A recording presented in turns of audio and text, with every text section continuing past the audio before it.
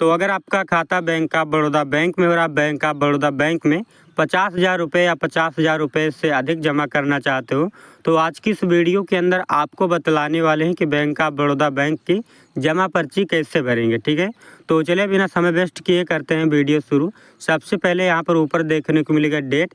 अब आप जिस दिन आप पैसा जमा करना चाहते हो उस डेट को आपको यहाँ पर डाल देना है। ठीक है, मान लीजिए मैं 20 तारीख को पैसा जमा करना चाहता हूँ तो चलिए मैं यहाँ पर 20 डेट यहाँ पर डाल देता हूँ, 20/3/2025। इस प्रकार से आपको भी यहाँ पर डेट फिल कर देनी है। उसके बाद नीचे देखने को मिलेगा आप किस ब्रांच में अपना पैसा जमा करना चाहते हो उस ब्रांच का आपको यहाँ पर नाम डाल देना है।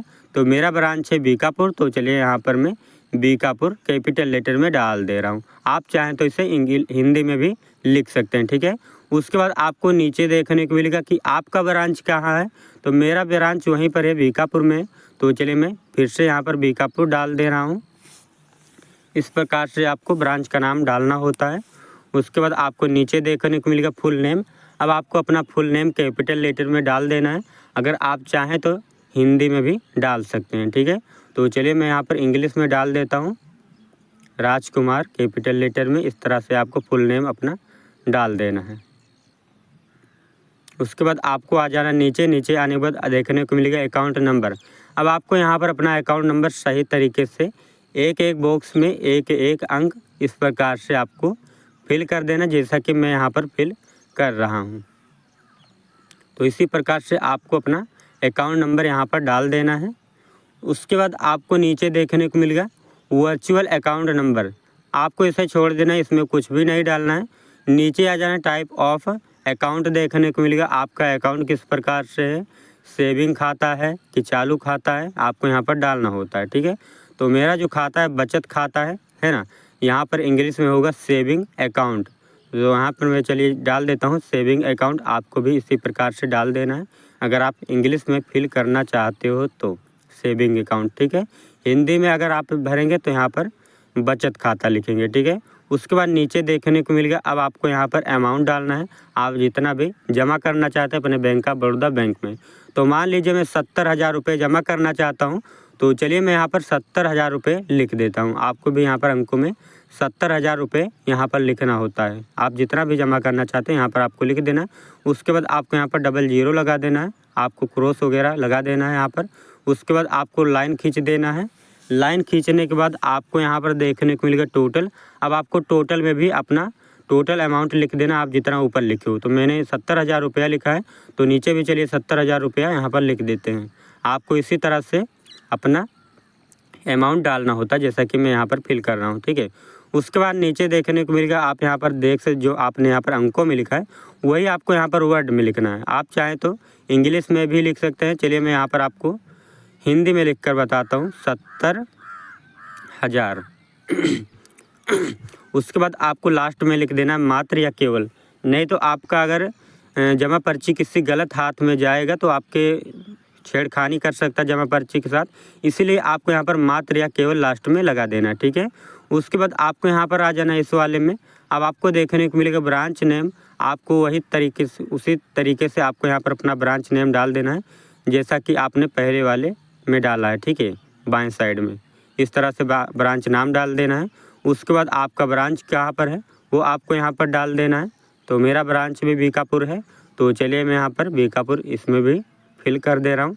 आपको सेम तरीके से फिल करना होता है, जैसा कि उसमें आपने डाला है वही तरीके से आपको इसमें भी डाल देना है। डेट जैसे आपने डाला वैसे इसमें भी आपको वही डेट डाल देने हैं। ठीक है, सेम तरीके से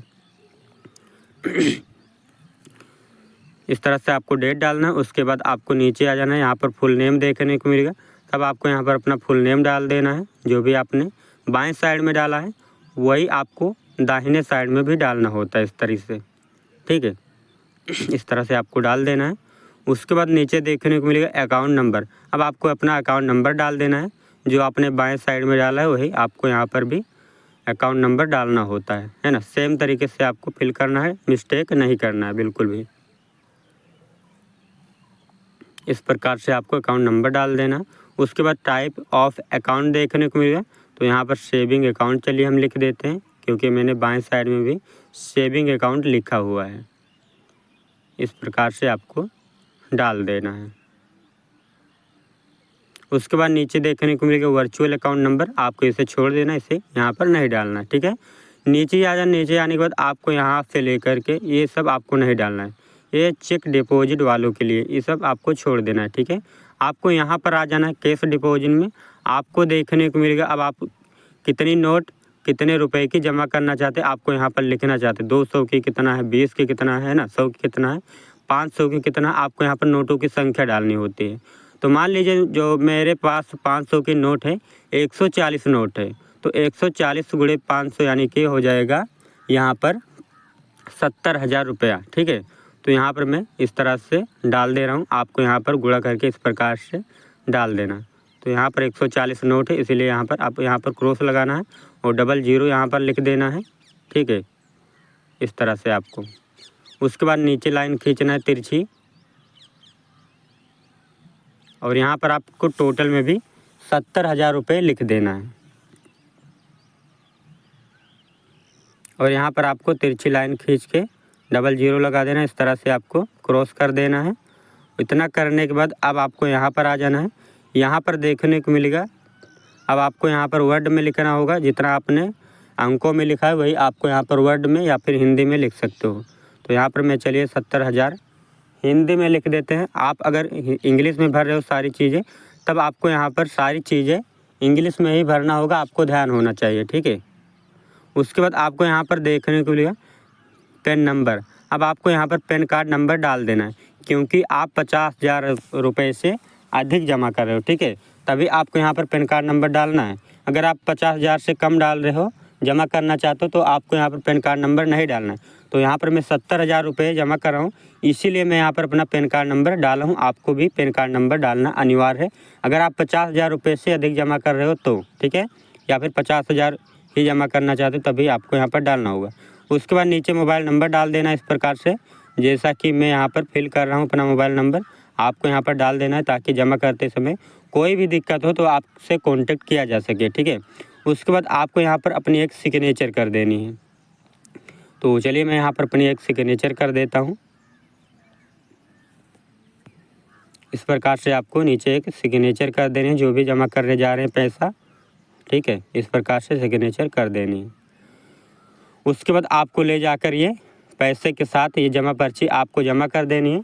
जमा करने के बाद आपको जो बाएं साइड में देखने को मिल रहा है यहाँ पर, इसको इस पर से आपको फाड़ करके इस पर मोहर और अपना सिग्नेचर करके आपको दे देंगे। इससे इस तरीके से फाड़ेंगे और आपको मोहर और सिग्नेचर करके देंगे, ताकि आपके पास जमा करने का कोई प्रूफ रहे, और अगर कोई भी मिस्टेक हो बैंक की तरफ से तो आप दोबारा इसे दिखा सके और आप पैसा जमा करवा सके फिर से, ठीक है।